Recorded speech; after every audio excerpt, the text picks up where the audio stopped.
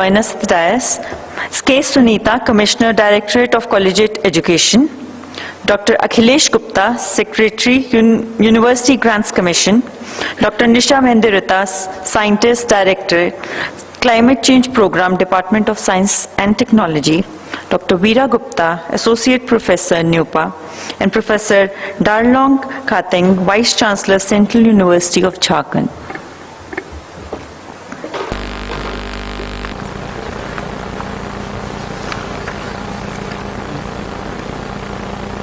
Available to all is an imperative for achieving this goal. While the government and private sector are putting in dedicated and consistent efforts in this direction, it is the public delivery of services that remain the ultimate benchmark of success and sustainable development. With the increased focus being apportioned by the Government of India on ensuring quality education for all, it is important to discuss about the challenges and the opportunities in the sector and utilize the earmarked resources in a comprehensive manner.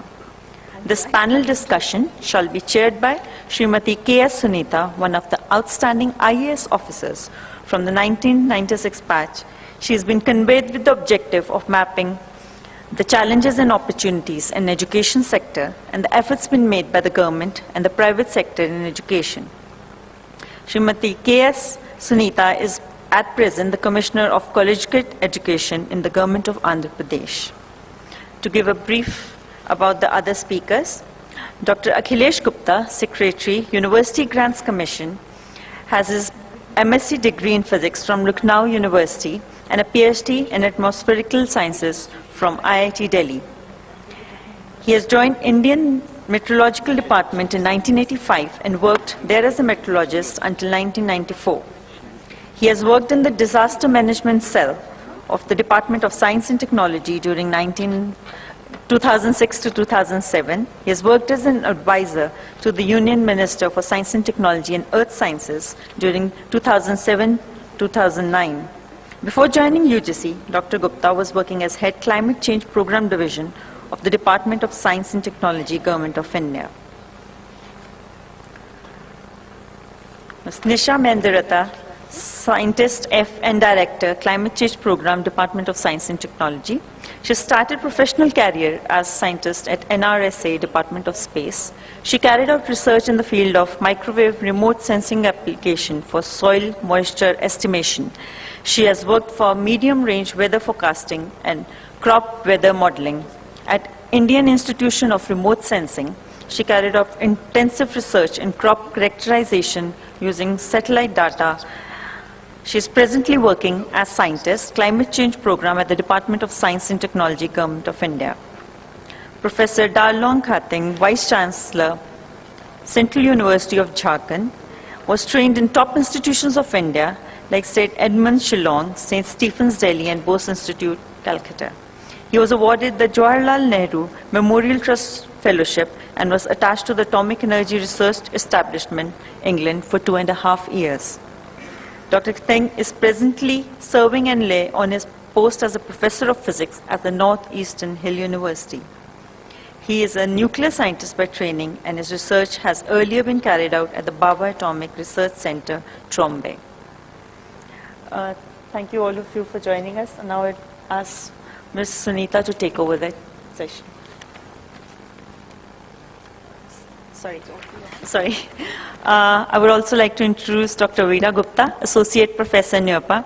With doctorate work in vocationalization of education, she has more than 18 years of experience in teaching, research, consultancy in education. She has worked with academic institutions, research organizations, government, international universities, and binational organizations. Her area of interest is teacher education and educational policy. It's working. Good afternoon, everybody. I welcome you all to this session, and this session is meant to be on cohesive efforts by government and private sector in education. Here we are a group of people with different backgrounds, so each of us would take about 20 minutes on discussing different issues.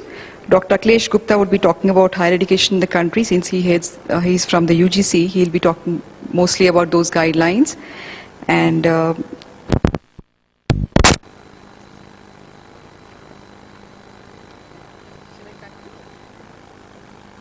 Orlando VC would be talking about the government policies in the Central University of Jharkhand. Madam Nisha would be talking about capacity building, and Veera Gupta ma'am would be speaking about the history and the present scenario of government and private sector.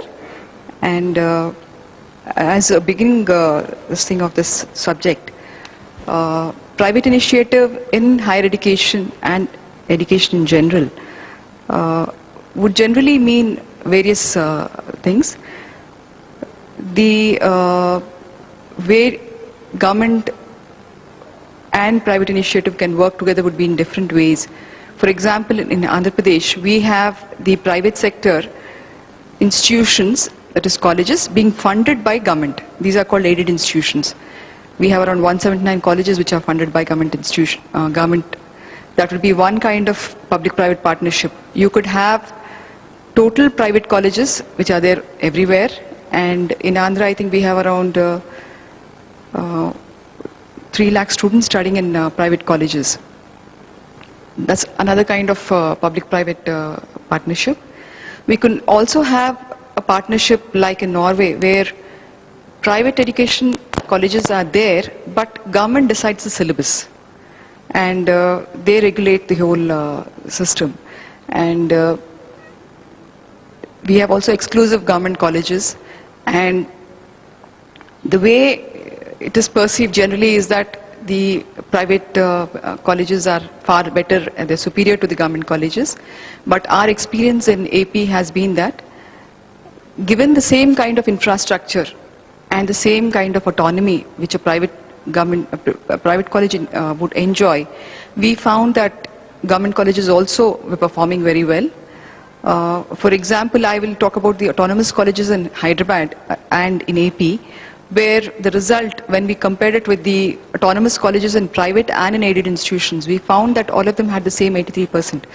Whereas the typical government colleges which do not have proper infrastructure and proper lecturers and other assets, we found that they were not doing too well. The aided colleges was found to be the best performing because probably they had the best mix of both the government infrastructure, government help in terms of their whole faculty was funded by the government, and they also had autonomy in working their management policies and their economic policies, and they fared better. This is our experience. Now I move on to Dr. Akhilesh Gupta for his speech. Thank you.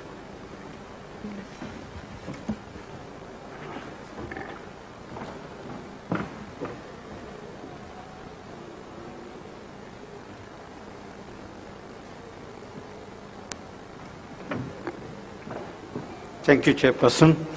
Good afternoon to all of you. The disadvantage of a session after the lunch is if lunch was good, people will feel sleepy. If lunch was bad, start cursing the organizers. So both way, the afternoon session sometimes become little disadvantageous to the organizers. My topic of my presentation is the higher education in India, current initiative and future challenges, and I'll be covering both the initiative which UGC has taken up, and also will bring certain initiative for the partnership with the private. And I hope I'll finish in 20 minutes allotted time.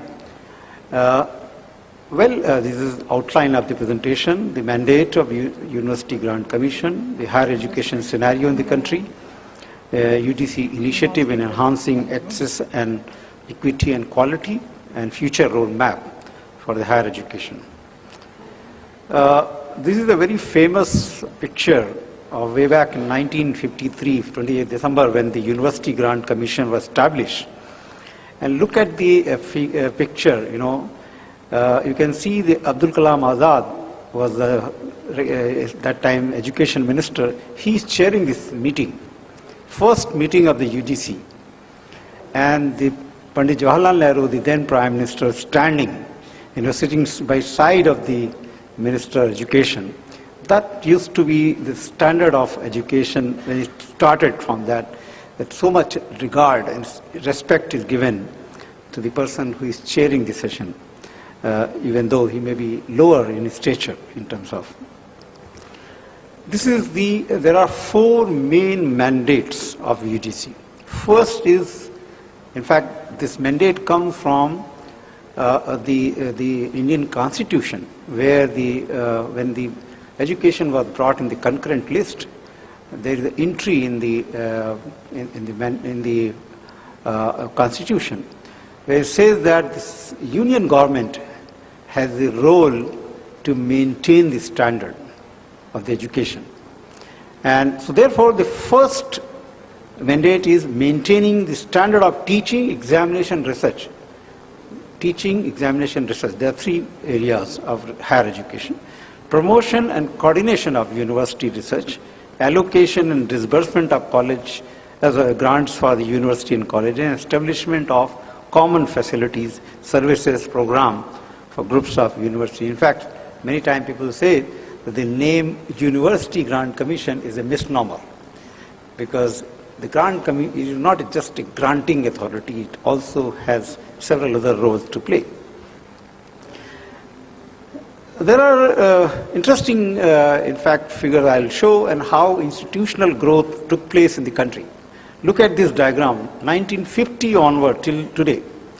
The higher education, in fact, until 2000, the higher education was growing with a very slow slope. You can see that very gentle slope it had till 2000, and then onward, you can see a sudden jump in this figure, showing both in terms of number of universities and colleges. And one wonder what happened during that time. It was the private institution, the private universities and the colleges that grew in number, and that made this kind of jump possible. In fact, today if you look at the total number of higher education students in the country, there are 700 degree awarding institutions in the country. Total number of universities are around 620. In fact, there's some addition recently also.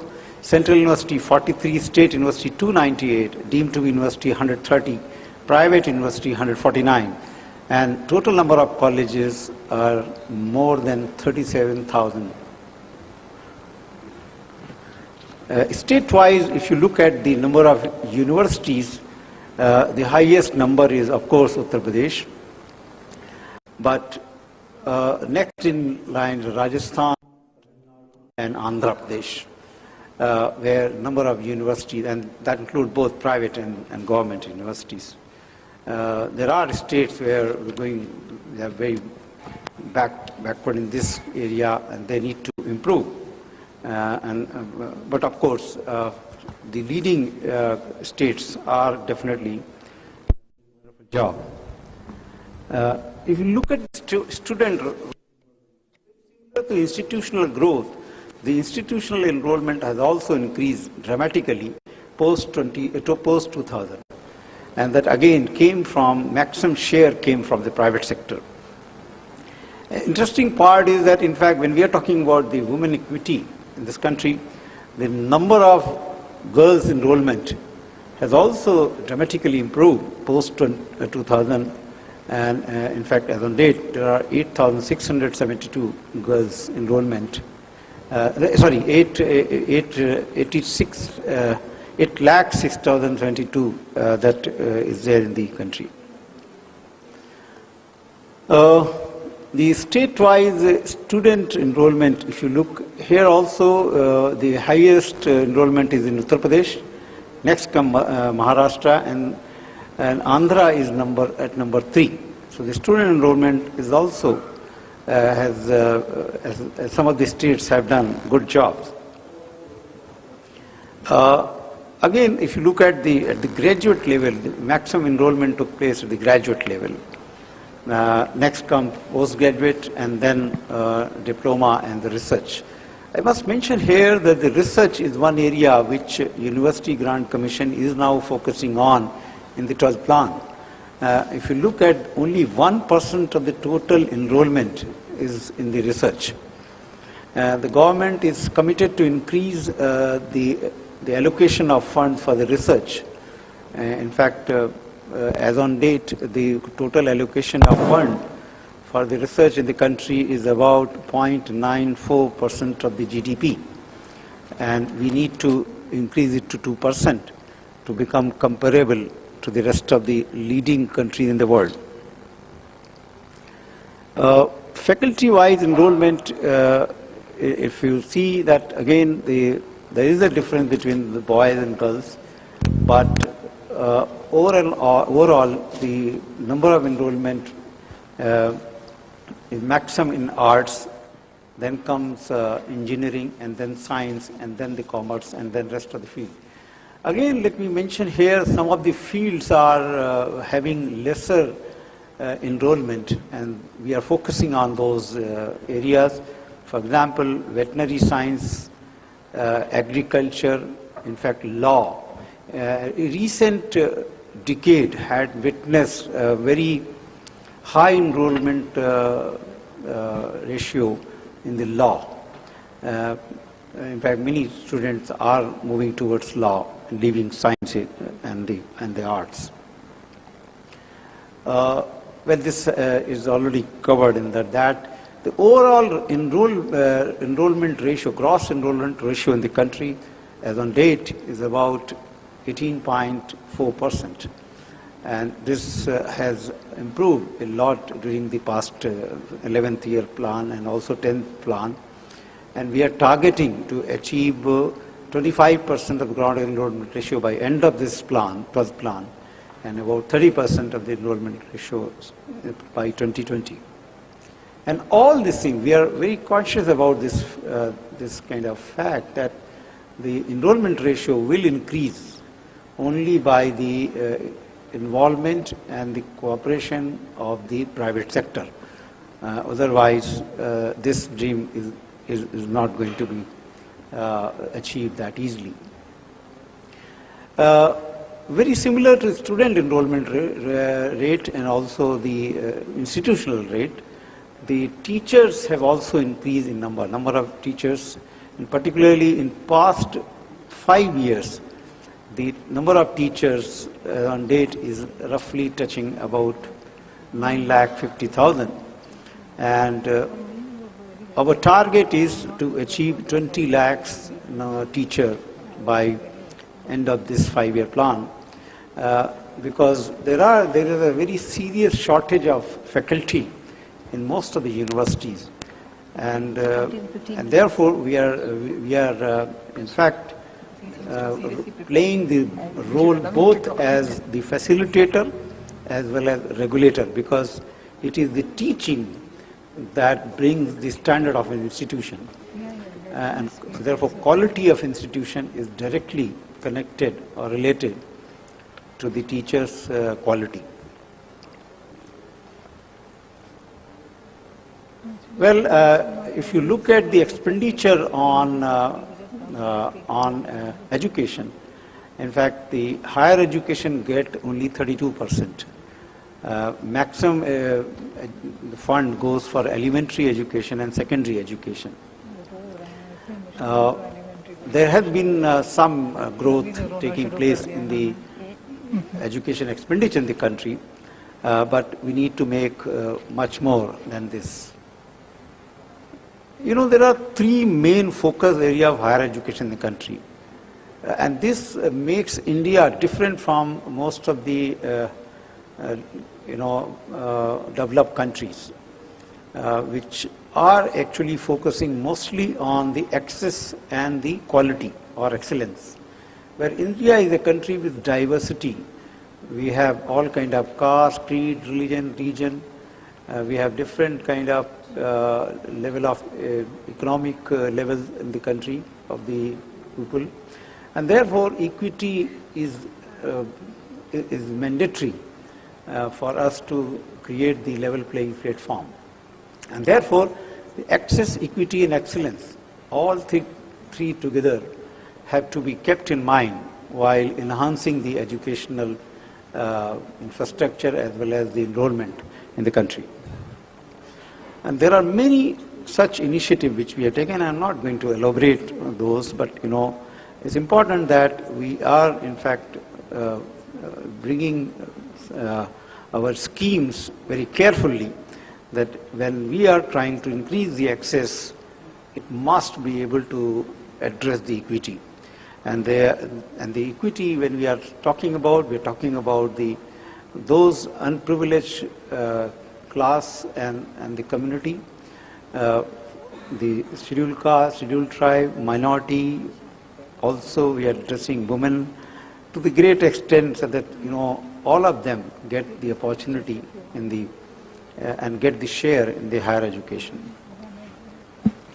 We're bringing large number of fellowships. In fact, these fellowships are in fact not only in number of schemes, but also in each scheme we are increasing the number so that more and more students get the advantage of this thing. Recently we started a fellowship, Rajiv Gandhi Fellowship for disabled students.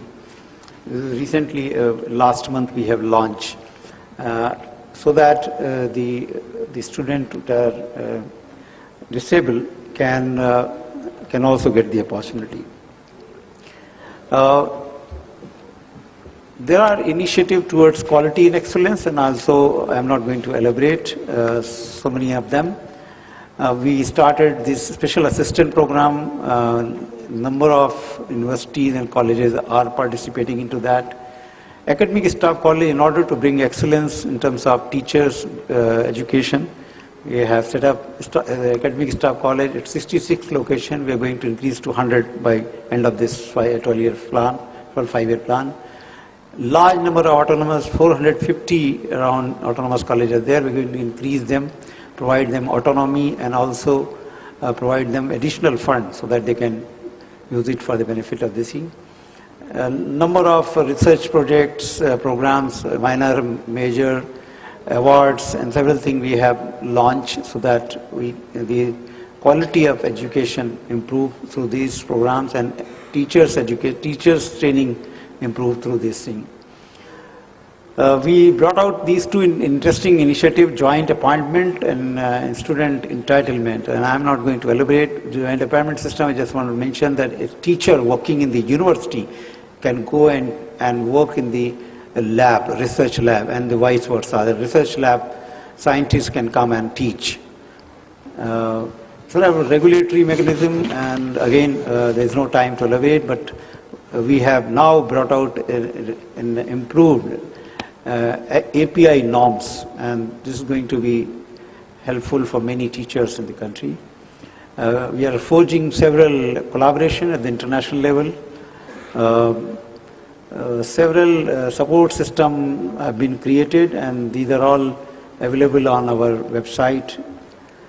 Several institutional improvements are there. Systemic changes are being brought. Electronic repository, EPG, Pathshala, etc. are the new ICT program which we have brought in. In the future roadmap, we have several programs. I think I can skip some of them and come to, as I mentioned, internationalization of higher education. We are bringing several new initiatives, and they are all will help many students and teachers and researchers in this country. In the morning, Honorable Chief Minister mentioned about the skill development. We are bringing vocational higher education as a part of the curriculum for the higher education in the university and colleges. School education also we are building as a part of the university education. All the central universities have been asked to start school as a part of their system of education. There are two recent responsibilities which have been entrusted to us. and this is a Distance Education Council. So far it was being governed by the IGNOU. Now it will be governed by the UGC, and we are bringing out a regulation for this. Pursuant to Supreme Court order of 25th April, now UGC has stepped into play the complementary role to AICT for regulating technical education, and there will be many things happening now onward in this one. Thank you very much. Thank you, Akhilesh Gupta garu. You have given us an overview of what is happening in UGC, and I'm sure the audience here would like to ask you a lot more questions. We'll leave it in the end after all these speakers have finished. You all could ask him details about the various initiatives being taken up by UGC and their future roadmap. Now we'll move on to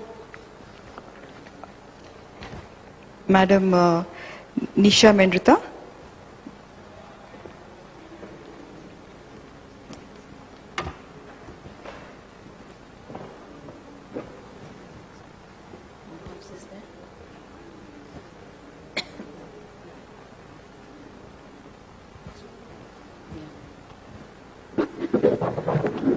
Good morning to all of you. Respected Ms. Sunita, Dr. Akhilesh Gupta, Professor Kating, Ms. Veena, and my dear friends. As given the topic, education for all and efforts taken by the government, so I am going to represent Department of Science and Technology, which is under Ministry of Science and Technology, regarding some of the aspects which we are trying to take up under climate change perspective. I will not go into much details because already time allocated to me by Chairman is, I think, 15 minutes, no? So I think I'll skip all the introductory part. As all of you know very well about the government initiatives and government departments, which are very actively involved in S&T sectors, in which education plays a very prominent role. So straight away I'll come to the climate change program, which is one of the important program being handled by Department of Science and Technology, which has been launched under NAPCC, which all of you might be knowing. It is National Action Plan for Climate Change, which was launched by Prime Minister Council in the year 2009. So broadly, I'll be talking about the national missions. There are around 8 national missions which have been taken up under NAPCC, and what DST is exactly doing to implement these missions, what kind of capacity building which is leading towards the education sector we are trying to rope in, and then finally in what manner we can have the involvement of universities and other institutions, educational institutions, in implementing these important missions. Sorry for the sore throat, I think you are able to hear me. Yeah, these are the broadly 8 national missions which under NAPCC government has launched, which are straight away taken up by Prime Minister Council. I will not go into all because there are around 8 missions, in which 5 are towards adaptation policies and 3 are towards mitigation. So these 2 which I have highlighted, that is what we are trying to implement and coordinate. Out of which one is National Mission for Sustaining the Himalayan Ecosystem, and second one is the National Mission on Strategic Knowledge for Climate Change, apart from other important missions which is towards solar, energy efficiency, water, sustainable habitat, Green India and sustainable agriculture, which are being taken up by other government ministries. Now these 2 missions which we are undertaking in Department of Science and Technology, the broad objectives which we are trying to attain are to build S&T capacity building, to fill the knowledge gap and create new knowledge. It is one of the common objectives which in both the 2 missions which I said, on Himalayan mission and also strategic knowledge generation, we have to undertake. There is lot of institutions which are into S&T area, but when it comes to putting the knowledge together and comes for the policy generation, government is not having the knowledge, ready-made knowledge, which is like within their perspective to take it up further for the policy decision. I think the Commissioner Madam will agree with me. So we are trying to capture the knowledge available with all the S&T institutions, in which university and institutions play a very major role, and we are trying to target the knowledge gap areas so that we can create a knowledge platform. Then this knowledge, generated knowledge information system should be utilized for possible policy directions for adaptation and mitigation actions to combat the ill effect of climate change. Now, what are these S&T capacity building which we are trying to target? Here, the capacity building for the educational sector plays a very important role. First one is the climate change science. In science, there are several areas, apart from researchable issues. We want to strengthen the observational systems, and also India is lacking in specific, location-specific modeling. If there are some modelers sitting there, I think they will agree with me. We have got several modeling experiences, but when it comes to a location-specific or region-specific knowledge, like already we say it's going to rain or whatever, but everybody makes a joke that whatever is prediction, that may not be actually existing. So we want to strengthen observational system, and climate change is a very complicated area, which is not only one aspect, but it's a combination of multi-institutional, multi-dimensional areas. So India has to really make a strong footing in this area. Under our program, we want to strengthen this climate change science arena. Then second one is the human and institutional capacity building. Now all of you will agree that though the knowledge is there, but we need to strengthen our youngsters, our researchers into the newer emerging areas. So DST is trying to develop certain programs, not only at the institutional level, but also at the individual level, so that they can take the advantage of the new, the kind of support we are trying to give to them, in which university and institutions should be a very active partner. Then technology scenario. Now the technological interventions are on. In today's conference, we are talking about ICT and several other areas in which education and health are the two identified sectors. But likewise, there are several sectors in which we need to undertake very cohesive or coordinated research approach and technological interventions, which is not only available in India but all around the world. We need to understand, which I think all of us don't know in some of the emerging areas. So under these missions, we are trying to work into the generation of technological scenarios, and mostly global technology watch group kind of exercise we are trying to take up, in which energy, and there are several other sectors. I will not go into much details of that. If anybody is interested, they can contact me later on. Then fourth important part which comes under S&T capacity building is international cooperation. As I said, that international knowledge and institutions, they play a very important role for us in understanding what is going on around us so that we can reach to their level. So under DST's program, we are trying to develop cooperation with some of the countries who have already taken a lead into the adaptation and mitigation areas. Now broadly, I am just touching upon the deliverables or the outcomes, which one of the mission, which is strategic knowledge generation, we have taken up, and we are in the process of achieving these targets. One is the knowledge network generation into the emerging areas of climate change, then reports generation, global technology watch group on technologies, which already I mentioned. We want to generate data, and we want to cater to the national data centers. Some professor chairship we want to initiate. Then public-private partnership for adaptation and mitigation, which some of my previous speakers in other sessions also told about this, PPPs. Some thematic reports, knowledge portal, and decision support system on the burning issues. Yeah, so only ultimatum to me for 5 minutes only. I think quickly I'll just run around. So now under human and institutional capacity, as already I mentioned, we have developed few centers of excellence in the climate change. As already I was mentioning to VC sir in just few minutes back, that some of the states who are into climate change, who have got centers, we want to strengthen them, we want to create the center of excellence, and then human capacity building program with scientists or professors. These are the two centers which already we have launched. One is in IIT Bombay, another one is in ICRISAT Hyderabad, in your city only, which are dealing with the climate change science, and another one is in plant protection area. And these are the two more which we have supported. One is Divecha Center at Bangalore and Indo-German Center for Sustainable Development at IIT Madras.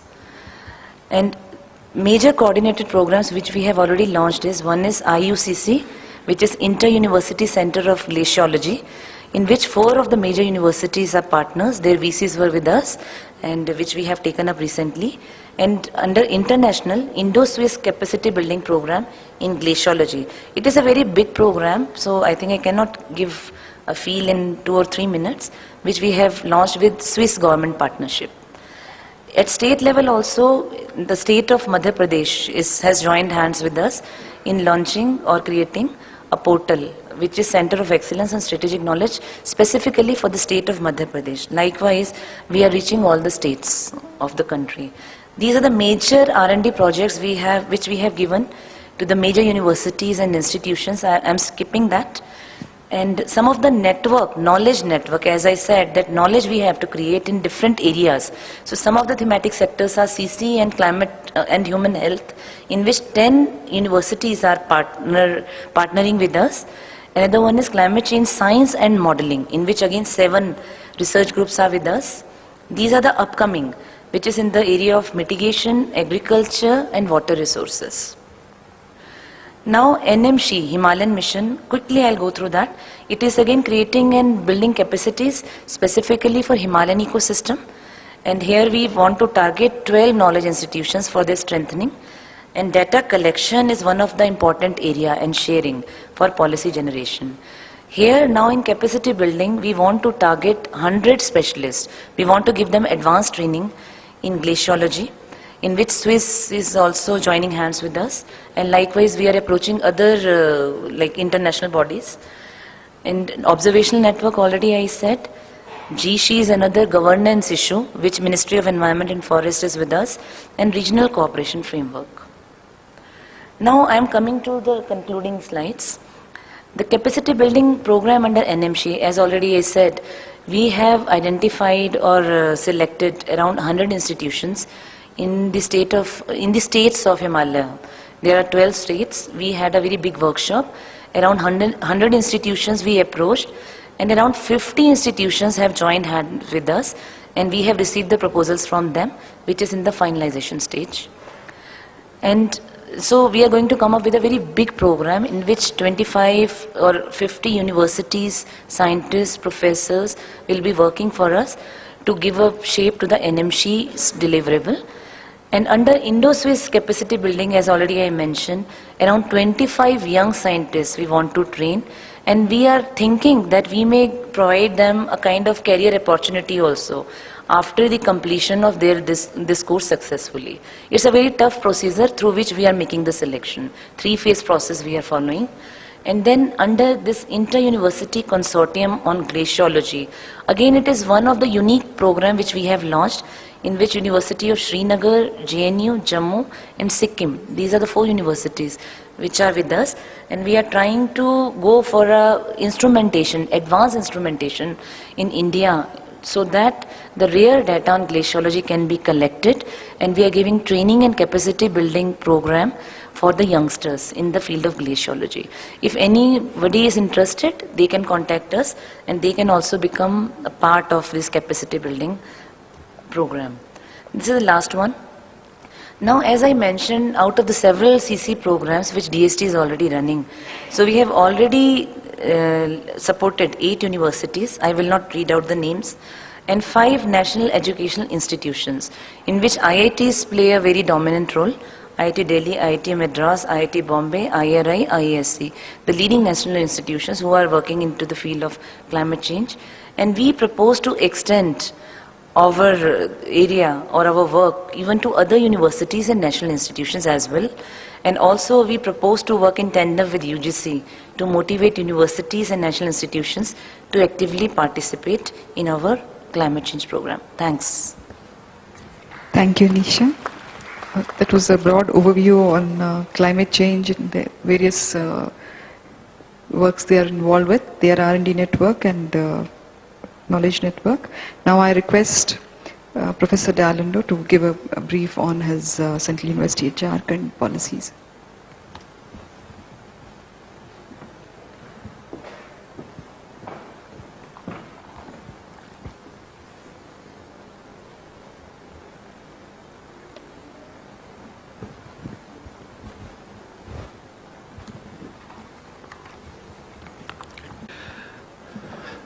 Respected Madam Chairperson, distinguished members in the dais, ladies and gentlemen, good afternoon. The topic, as you've seen, is education for all. What I will do is I will just touch on a few areas which we are directly involved in, because as you heard earlier from Secretary to the UGC, he has given very detailed aspects of government policies. Now we, as a central university in particular, we are in a way the medium, the persons who are supposed to, to deliver what the government policies are. And so I'll just share some of them with you and perhaps invite you on how to move forward to effectively implement the ones that I'm referring to. The Central University of Jharkhand is just 4 years old. It was established in 2009. In 2009, 12 new central universities were established in India through one single act of parliament. Other 3 state universities were upgraded, and they also became central universities. Now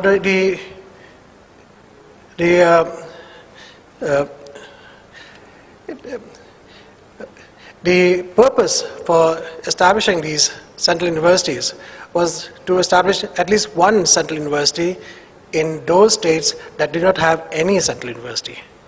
So in that year, 2009, you had central universities established in Jharkhand, Bihar, Orissa, Jammu and Kashmir, Rajasthan, Gujarat, Kerala, Tamil Nadu. All these 12 new central universities were established. Now, for us, the challenge was to start them from scratch, from nothing. Searching for land, identifying courses, framing the syllabus, recruiting manpower. So you're starting from scratch for each one of these central new universities. No, I don't need this. It's not mine. Yeah. The Central University of Jharkhand is operating from Ranchi.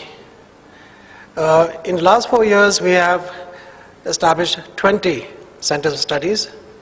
These include the basic programs like English, physics, chemistry, mathematics, life sciences. We have human rights, conflict management. We have MBA programs. We have mass communication. Then we also have engineering in nanotechnology, water engineering, and energy engineering. We have also introduced languages in Chinese, Korean, and Tibetan. We make at least one foreign language compulsory for the students of international relations, as well as some MBA students. Now, because we are new, the government has given us a lot of, perhaps more autonomy than many of the older universities, because they expect us to be model universities. And that's why we are rather more flexible in our approach, in our implementing things. And that's why I would invite you also to participate with us in moving forward for new programs that you think would be useful. Because as we frame new programs, we're looking out for good, viable programs. And if you have an idea, then you can bring that idea to us. Perhaps we can work together. We can go in for partnerships. We can go for adjunct faculty, where your faculty remains with you, but they also come and give lectures to us at our university itself, or through the ICT mode, through video mode. We can have joint research work. We can have joint programs. For the schools also, the government has asked us that we must start schools of education. Every central university must start a school of education. So for us, we are starting this year BSc, BEd, and a BA, BEd 4-year integrated programs from this itself. And this is largely targeted for school teachers. So there too, we can participate with you in any way that you'd like us to do. For capacity building for your students as well as your teachers, we can also hold summer schools for them, or even winter schools. During the summer vacation, why don't you send your children to us and we can have a soft skill training day itself in a different place, a different environment with us. We have also been asked by the Government of India to start community colleges. Now in community colleges, there will be necessarily vocational training. Now in vocational training, the question of parity comes in. Just like in the West, you earn credits, and if you earn an adequate number of credits, though you might get a certificate or diploma, those credits might be recognized so that you can actually join a degree program, even though you've not done a +2, for example. Or you might not have done maybe even a BA or BSc, but if you earn over the years, perhaps you can go for a master's degree. Or there'll be 1 year of bachelor's and perhaps 2 years or 3 years of your vocational training equivalent to a bachelor's degree. So we are flexible there also because we look at the credits, we look at the content of what the person has been trained in. And we ourselves are going to be offering that because we'll be looking at the class 10 and class 12 students and training them. And then, enabling them also to come to the degree level at any time in their lives that they would like to. They can break off any time, come back after a couple of years, after 3, 4, 5 years, as they wish. And there's no age bar for that. So community college is not a policy that government has asked us to undertake as of from this year itself. So both education and community college. As per our Act, we are supposed to go for e-governance, and that's why in our university also, we have the entire university is wired. We have one Gbps connectivity to our campus. However, the connectivity can suffer sometimes, and the uploading as well as downloading bandwidth is perhaps a tenth of what normally is supposed to be. So here again, I'll just invite you and anybody who's interested, perhaps after this session or even during that, you may ask questions because I'd not like to take time in giving one-way delivery from here. But in case you have any things that you'd like to inquire about, we'll be happy to have you interact with us. We'll be most happy to come have you visit with us and to undertake programs together to build, especially for the youth of this country. Thank you so much. Thank you, Darlinda Garu. We were about to send a chit, but I think he got the cue. And what he was talking about is all, I think, very relevant to us. And this 4-year integrated program, BSc, B.Ed, BA, B.Ed, I think this is the first time we are hearing from our side. And I think the concept of teaching foreign languages also is a good thing. And summer schools, winter schools also is new. I think our universities don't have this kind of concept, and we welcome such new concepts. Now I request Madam Veera to start her.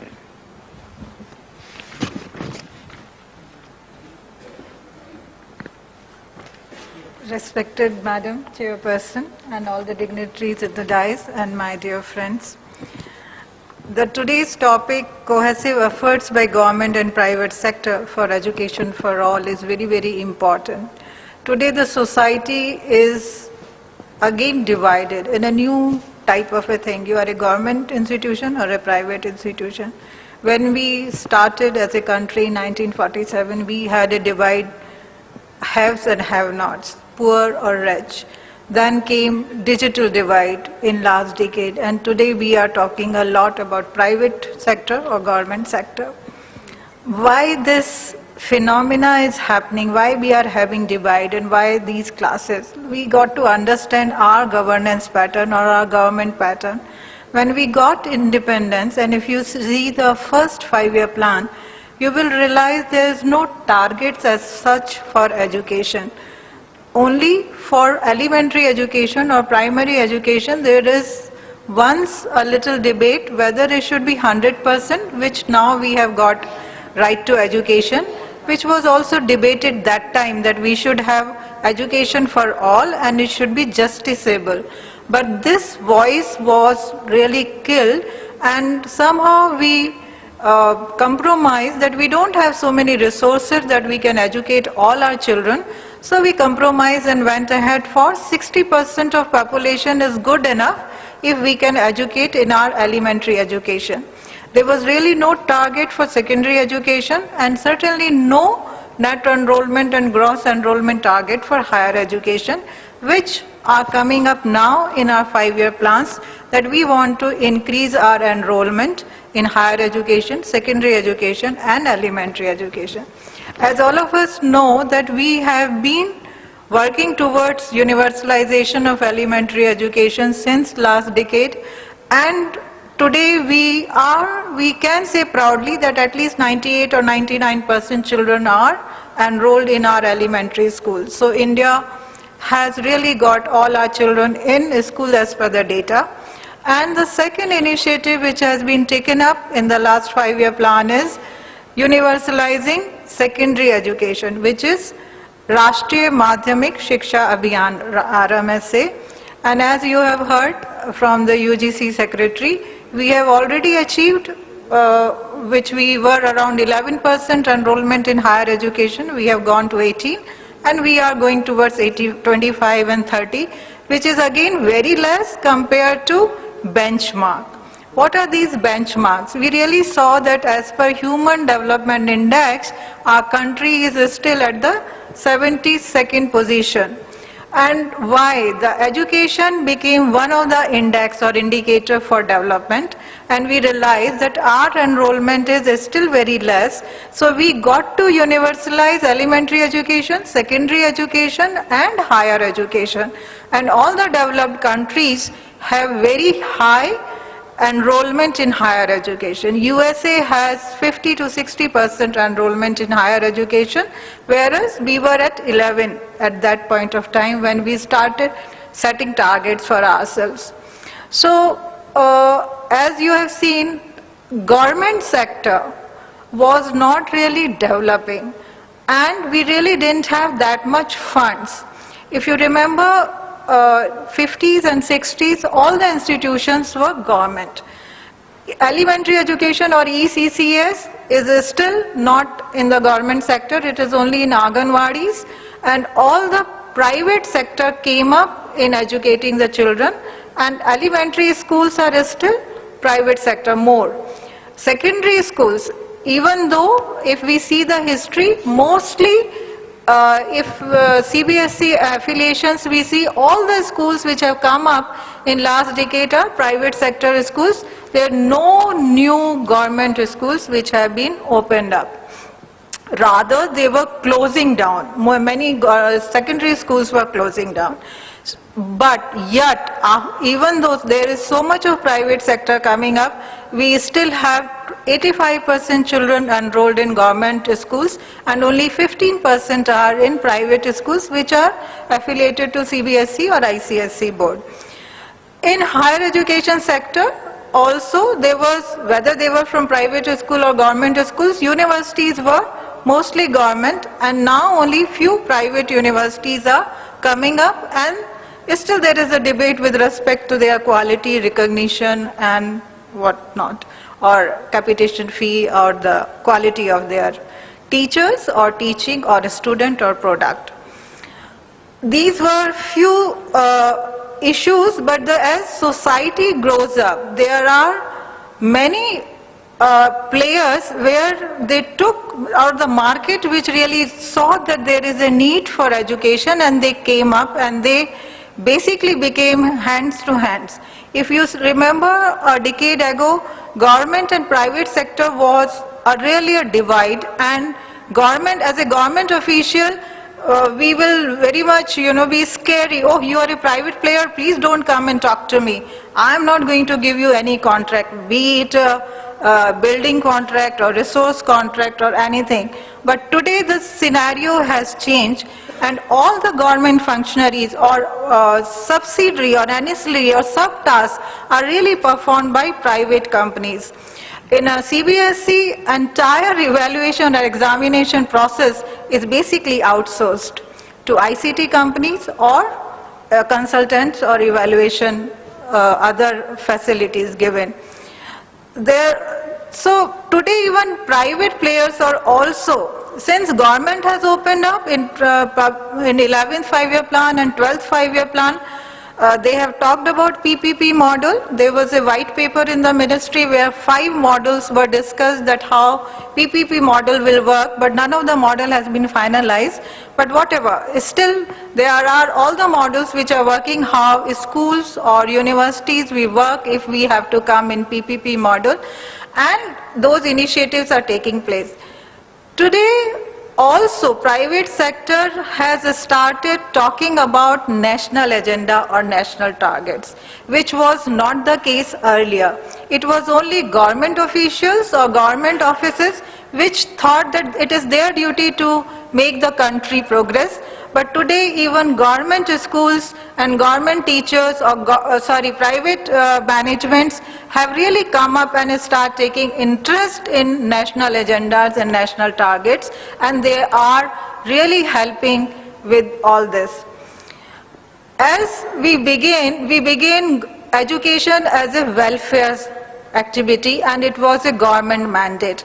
And because of this welfare taboo or tag with the education, we didn't allow any profit making, or profit was seen as an abuse which is attached to education. And still we don't have any institution which can be opened up for as a company unless it's only 25 Companies Act, but not for profit. This is a dilemma which is happening in the education sector, where education for all is really becoming a distant reality, or we are not really able to achieve what we have to achieve. But what is the scenario outside? Whether we all really work, or education can still be open up where profit is there, but profit is in a limited amount and which can be taken up. This can only happen if we have very good audit system, or where we really have opened up our income and expense account, which is not really available in education like other companies, where they have to make their annual budgets or their balance sheet public, which is not in the school sector or in university sector, which is there until that they have to make their income and expenditure open up. But if that happens, maybe more collaboration and positive collaboration may take place. So if we really have to say education for all, and our country has to progress, and we don't have to be still such a mercy or such an underdeveloped country, what is the future for, and how we can progress towards really making a partnership with government and private, and what is the number available with us? As you know, we are 125 crores.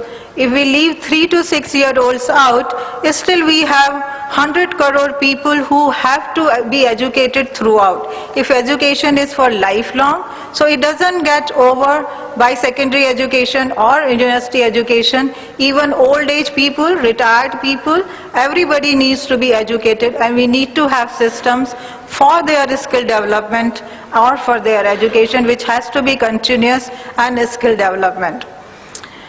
Our government, it's not a problem of or issues related to school sector or education sector. We have to think about the entire governance pattern of education. Our education is determined by, we have around 39 ministries, and out of that 15 ministries are in the field of education. Social Welfare Ministry looks after ECC. Education Ministry looks about formal sector of education. Labor Ministry looks after out of school children. Higher education is looked after by Ministry of Education, plus other ministries like agriculture or health or petroleum and so forth and so on. So there is still not one umbrella which really thinks that, okay, this group of population is my responsibility. Like in UK, we only have Ministry of Young People who say 6 to 18-year-old is my responsibility, whether they are in the school system or vocational system. So these are the few issues which we have to consider for really making education for all possible in this country. Thank you very much. Thank you, Veera Gupta. You have brought out the scenario of the private and government issues in education. One of the scenarios in AP, I just thought I'll bring it to your to the people here who are not from AP would like to know is that we've opened up engineering colleges in AP to private, and there was a lot of mushrooming of colleges. We have around 716 colleges, and the total seats went up to 3,43,485, and we find that about 1,79,421 seats we could fill, but 1,64,000 seats were left out. So this is what happens when too many institutions come into private sectors. But in AP again, the private sector has made a mark in the intermediate sector. There have been a lot of mushrooming of colleges which are more like tutorials, where the students are made to go through the intermediate tutorials for engineering or IIT or medicine, and it's an intensive kind of program. There are two or three industrial groups who have got into this, and they are very successful, and now the trend has been that all the students have now moved into those institutions, and the government sector in the intermediate is not doing so well. Whereas in the professional sector, the best institutions are still the government colleges, either in engineering or in medical or agriculture or in other areas. And this is just an overview from my state.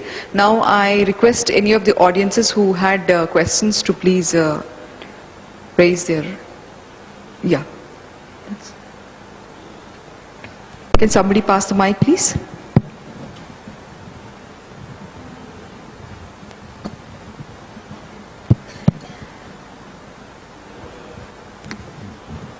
Yeah, good afternoon. My name is Can we have some mics ready, please?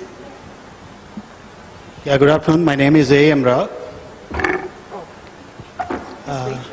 I'm from corporate. We keep seeing in newspapers that 85% of the students produced, particularly with reference to engineering and management, are not employable. So what kind of corrective measures will we be taking?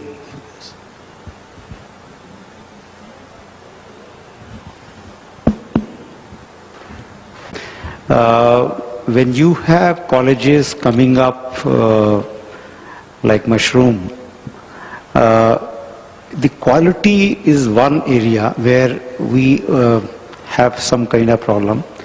But then more than that, it is the total jobs available in the country in a year is, in fact, there is a mismatch. If you look at the job availability for engineering graduate, and discipline-wise that will differ, but I'm saying overall job availability and the number passing out, there is a mismatch.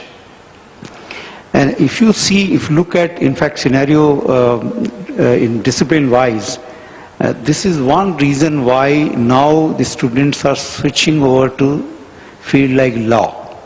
It was never been, in fact, recent trend, as I mentioned, has been that now there is a diversification taking place. The kind of euphoria we had earlier, that anybody, any child born at the time of birth, they said that this man will be engineer and this will be doctor. The famous three idiot story. So because there were no any other, discipline which the parents have never thought about, only doctor and engineer.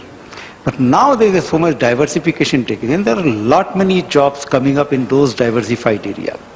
This is definitely a very important question, and we don't have. In fact, there is a recent study done. A engineering graduate on an average get a job of 10,000 rupees a month.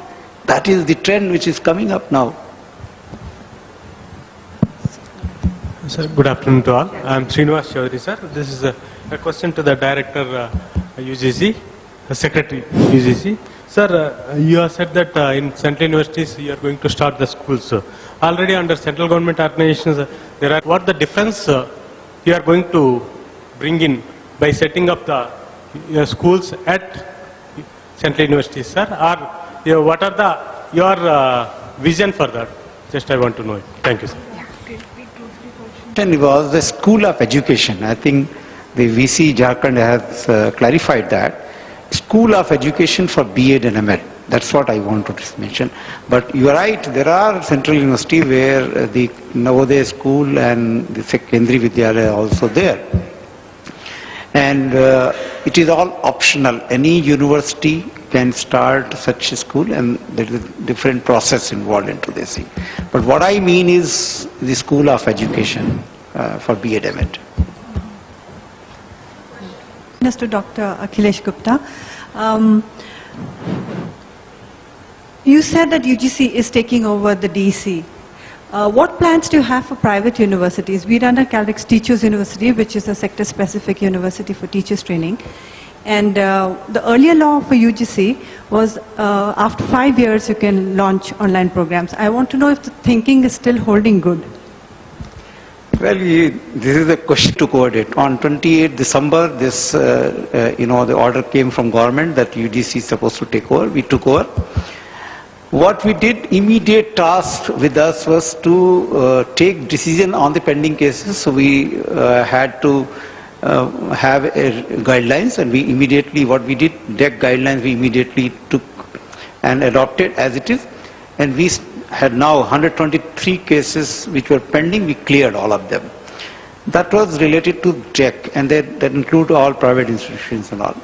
Now, coming to the specific question that you said that, that regulation, the guideline which has the one private university which is in existence for 5 years, it can have two things. One is, of course, the distance education program, and also it can have, if found suitable, can have off-campus. These are two things which are in Regulation 2003. We are now, in fact, amending that regulation. It's now more or less ready. Another meeting is left, and we are going to have a private university regulation. And it will be very specific. It's almost 10-year-old that we need to amend it. But beside that, the UGC is going to come up with a regulation on DEC, separate regulation, and it will be different from the guidelines. I must mention that the DEC has been functioning so far with only guidelines. There was no regulation. We are bringing out a regulation that's going to be finalized within 2 months' time. And then it become more or less, like the way we regulate the conventional universities and colleges, we will also be able to regulate the distance education organization. After him, I think he's been standing quite some time. My name is Dr. K. Srinivas Rao, working as Senior Lecturer in Commerce, Vivekavardhani College, Koti, Hyderabad. Ours is aided college. I have a question to Dr. Akhilesh. How UGC, can you please enlighten us, how UGC are supporting to the rural education? Since we are talking about inclusive education, inclusive development, how inclusive education, I think it's a part of inclusive development. So what steps that UGC is being implementing towards the inclusive development, keeping in view the inclusive education? Can you please enlighten? Well, I don't know what you mean by inclusive. Inclusive, I know, please sit down, I'll see. When I'm saying that the equity is part of the overall target for enrollment, and equity means that we must have an inclusive growth of education. And I mentioned that we need to provide a level playing platform to each and everybody, both economically backward people and socially backward people. And I didn't have time to elaborate. If you look at the initiatives of UGC, it addresses both of them. In fact, you will see, and I'm not announcing it here because we are going to come up with a few announcement towards end of this year, We are celebrating on 28th December this year the Diamond Jubilee of UGC, and we are coming up with a national level scheme announcement on certain. I'm not going to mention those, but there are certain things that where economically backward people will get some kind of advantage, and also socially backward people. There are schemes. When you look at our website, you get range of schemes and programs where we have addressed inclusive education. Since 2004, the CCA has been introduced in the CBSE system. Till date, we are seeing that as a head of the institutions, that many BA graduates are coming to the school without having knowledge of the CCA at all. And on this Diamond Jubilee, I request that I hope you are going to introduce at least the syllabus of that nature, where the teachers, those who are coming now to joining their institutions, are well trained for the CC, because we are really struggling. One or two teachers know, and then they're going for the workshop, they're coming back, and then they are trying to teach. It is so difficult. Rather, it should be introduced in the system, in the B.Ed course, in the M.Ed course, those soft skills and the other skills training as a part of the curriculum. It's a humble request that kindly look into this very seriously. If you are very serious about the elementary education success, till the teachers are well trained for the CCE all around, all over the country, it is very difficult for us to go ahead. Thank you.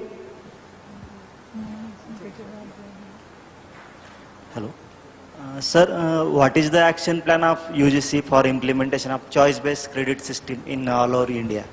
Because it's not properly implemented in all over India and in maximum universities.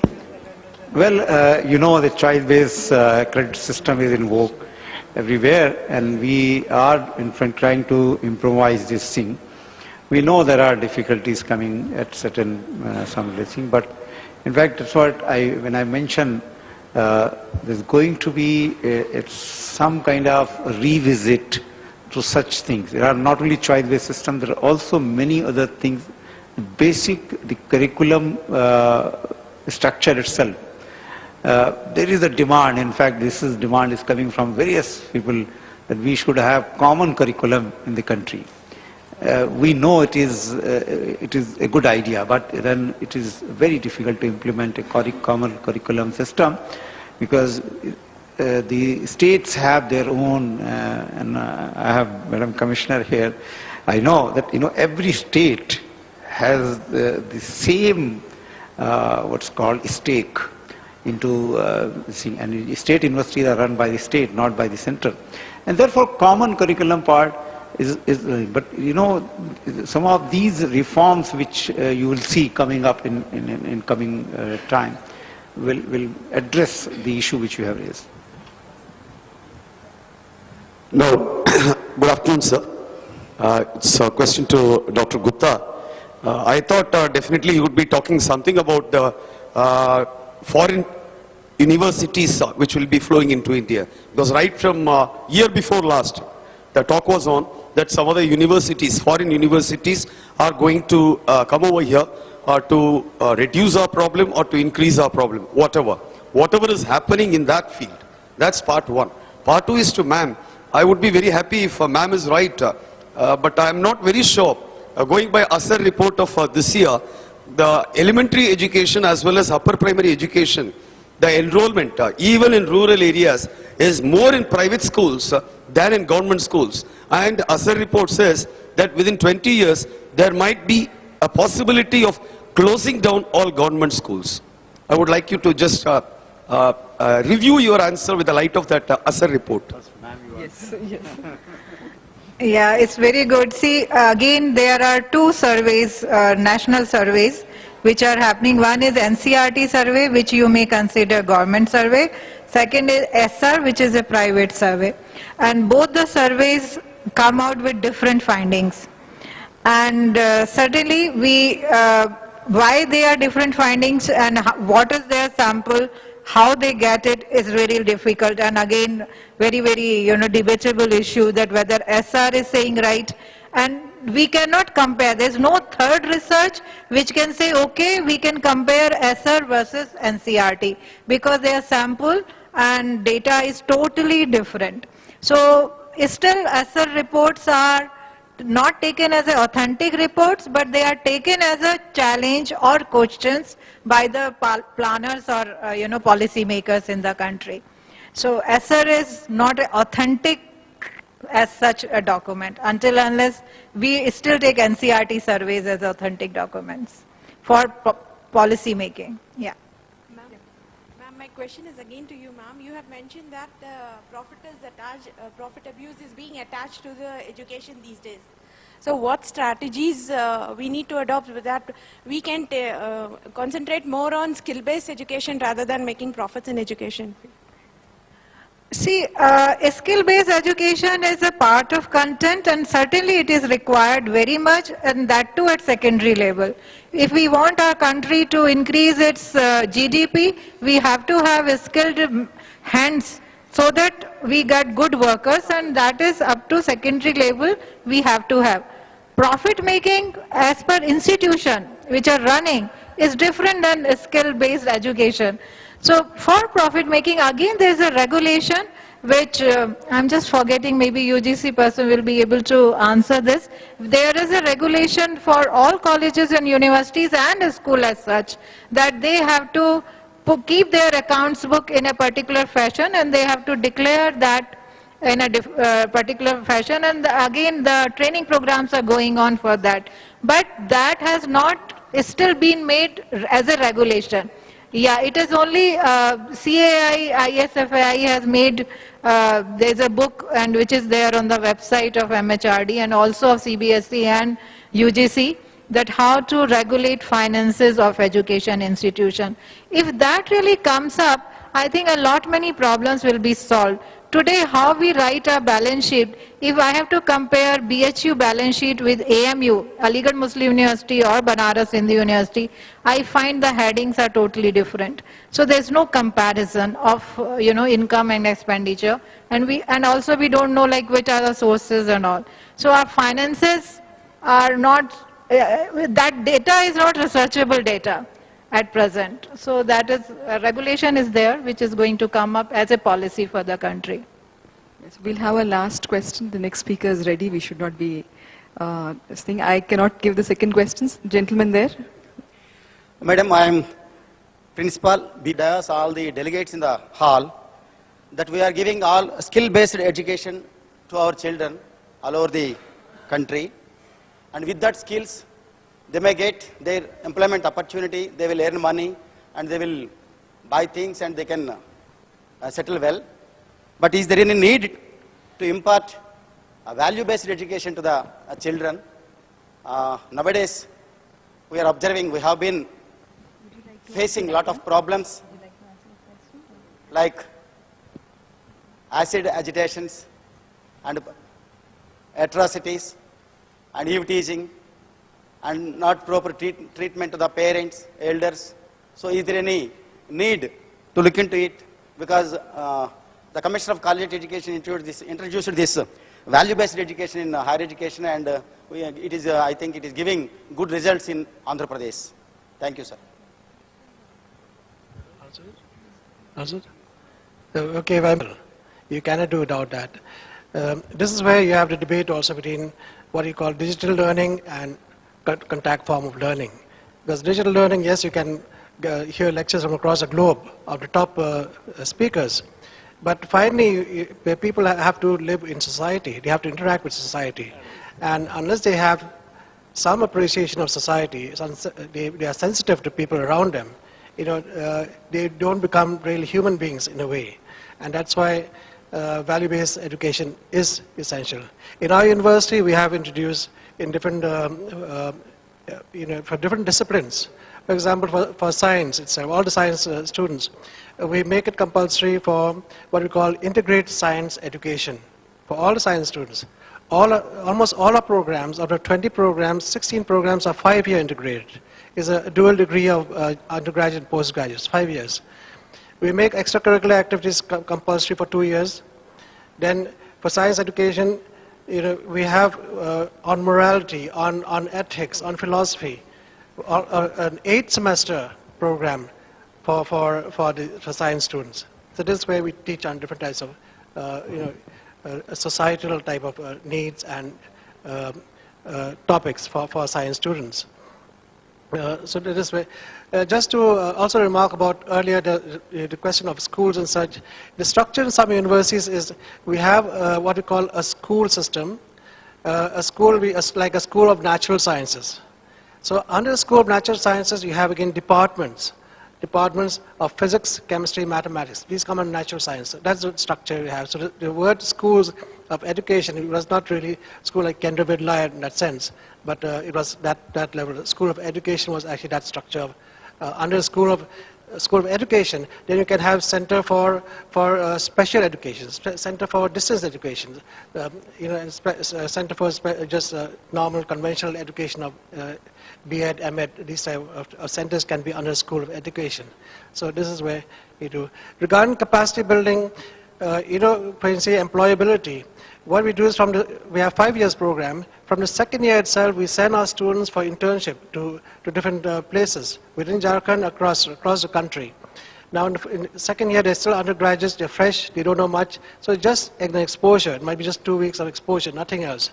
By the second, third, fourth year, they become more intensive for 4 weeks to 6 weeks. So now the students who are now who have completed 4 years, I'd be happy to know, and I'm proud to say also that even the fourth year, almost all our management students have already they're getting pre-placement offers, even now. They still have a year to go, but they are getting this. But that's because of the exposure they have in industry itself.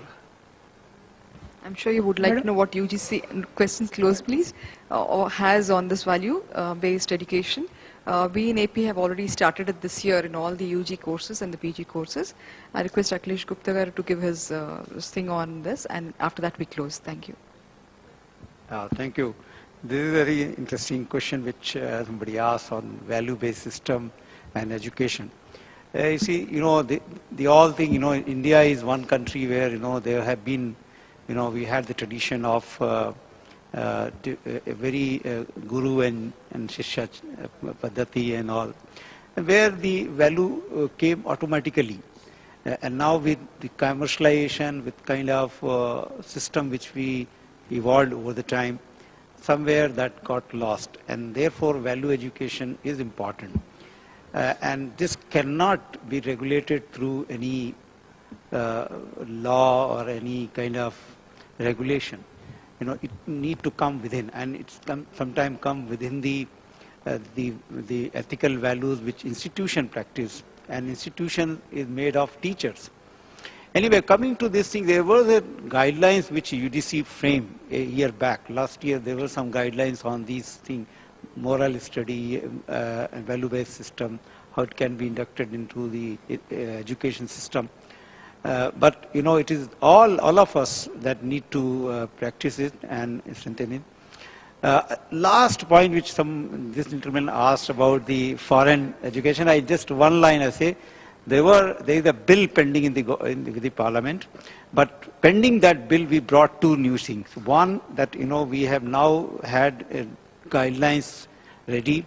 It is on the twinning arrangement with the foreign institution. Any university in India which is B graded can have twinning arrangement with a university in some other country which is A graded.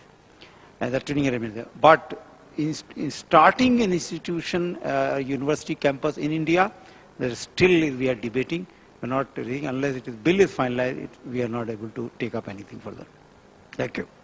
I'm sorry for all the unanswered questions, but time is up, and I think we are already encroaching onto the other person's thing. Thank you all, and.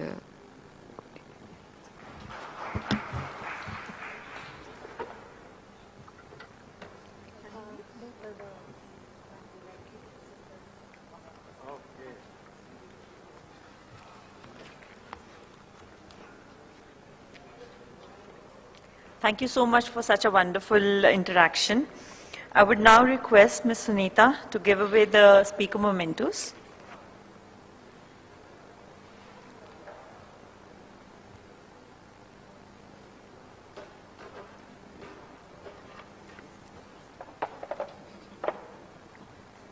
To Dr. Akhilesh Gupta, Secretary, University Grants Commission.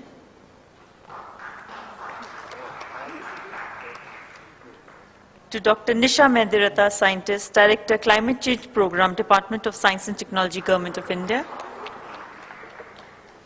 Dr. Veera Gupta. And Professor Darlong Khateng, Vice Chancellor, Central University of Jharkhand.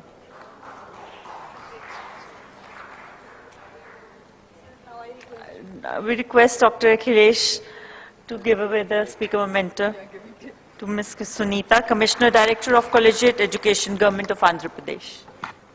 Thank you so much, ma'am, for the wonderful session. So can we request for a panel picture? Yeah.